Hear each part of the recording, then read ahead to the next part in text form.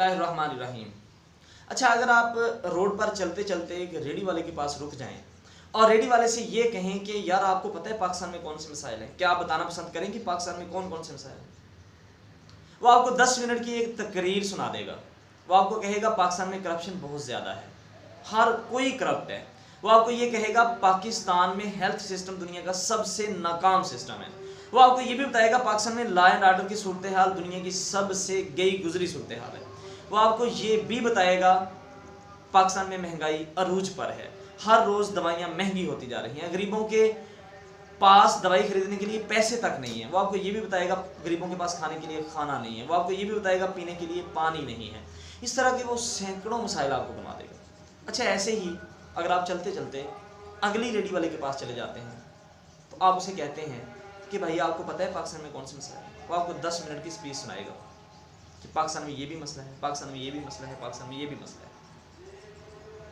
अच्छा, ऐसे ही अगर आप किसी मौलवी के पास चले जाते हैं, आप मौलवी से ये कहिए कि मौलवी साहब आपको पता है पाकिस्तान में कौन कौन से मसाइल हैं? तो आपको कहेगा पाकिस्तान में करप्शन बहुत ज़्यादा है, पाकिस्तान में फहाशी बहुत ज़्यादा है, पाकिस्तान में उरियानी बहुत ज़्यादा है। चले बहुत ज़्यादा नहीं तो आपको ये ज़रूर बताएगा कि पाकिस्तान में फहाशी है, उरियानी है और ये दिन ब दिन बढ़ती जा रही है। वो आपको ये भी बताएगा गरीबों के पास खाने के लिए खाना नहीं है, गरीबों के पास पीने के लिए पानी भी नहीं है। वो आपको ये भी बताएगा कि दवाइयाँ रोज़ बरोज़ महंगी होती जा रही हैं और गरीबों की पहुंच से दूर होती जा रही हैं। वो आपको ये भी बताएगा लोगों के पास रहने के लिए घर नहीं है। वो आपको ये भी बताएगा लोगों के पास पीने के लिए साफ़ पानी भी नहीं है। वो आपको ये भी बताएगा लोगों के पास पीने के लिए साफ़ दूध भी नहीं है। वो आपको ये भी बताएगा कि अगर आप बाज़ार से कोई खाने वाली चीज़ लेते हैं तो वो मिलावट ज़्यादा है। इस तरह के वो हज़ारों मसाइल पाकिस्तान में आपको करवा देगा। मेरा मतलब कहने का क्या है, अगर आप किसी भी शख्स के पास चले जाएं पाकिस्तान में, वो एक लंबी लाइन लगा देगा आपके सामने मसाइल की, तो क्या आप उसको उस स्पीच की वजह से, उस लंबी फहरिस्त की वजह से उसे अप्रिशिएट करेंगे या नहीं करेंगे? ये मैं आप पे छोड़ता हूँ।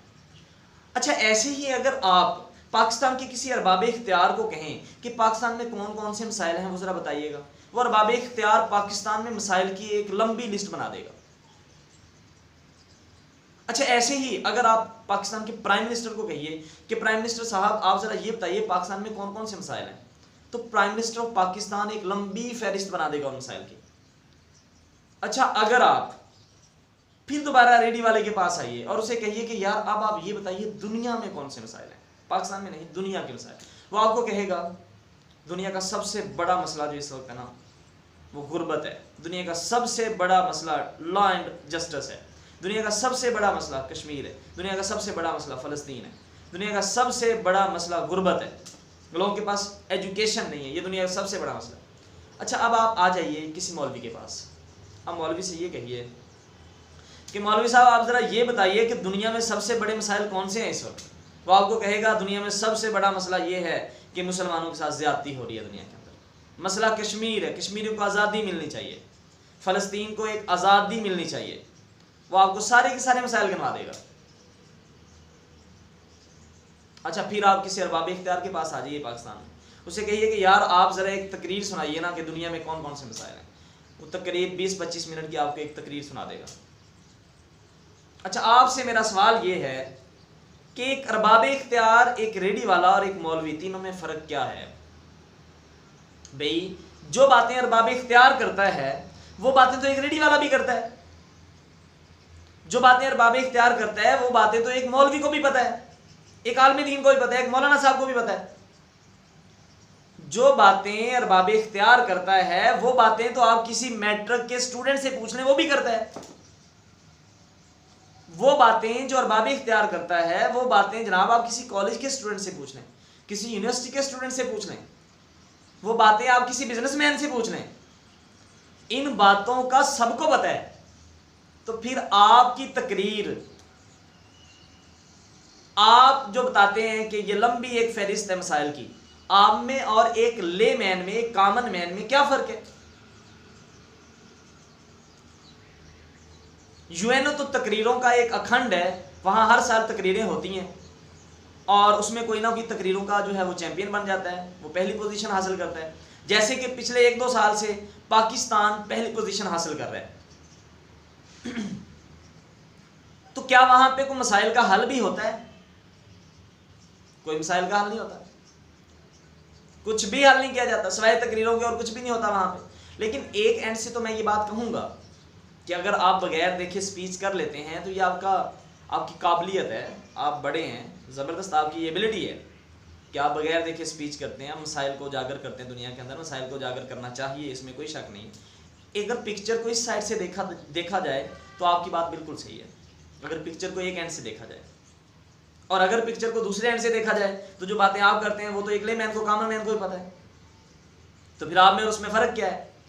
भाई लीडर का काम सिर्फ मसाइल बताना नहीं होता, लीडर का काम होता है मसाइल का सोल्यूशन देना, कि मसाइल ये हैं और इन मसाइल को हम इस तरह से हल कर सकते हैं। आप मसाइल भी बताएं, लोगों को उसका सोल्यूशन दें, और वो सोल्यूशन जो एक्सेप्टेबल हो दुनिया के अंदर। अगर आप एक मसले का आप हल देते हैं और वो मसले का हल जो है दुनिया में एक्सेप्टेबल नहीं है, तो आपके पास उसका दूसरा हल भी होना चाहिए। आप मसाइल के हल ढूंढिए और फिर दुनिया को बताइए कि ये मसला है, इसका ये हल है।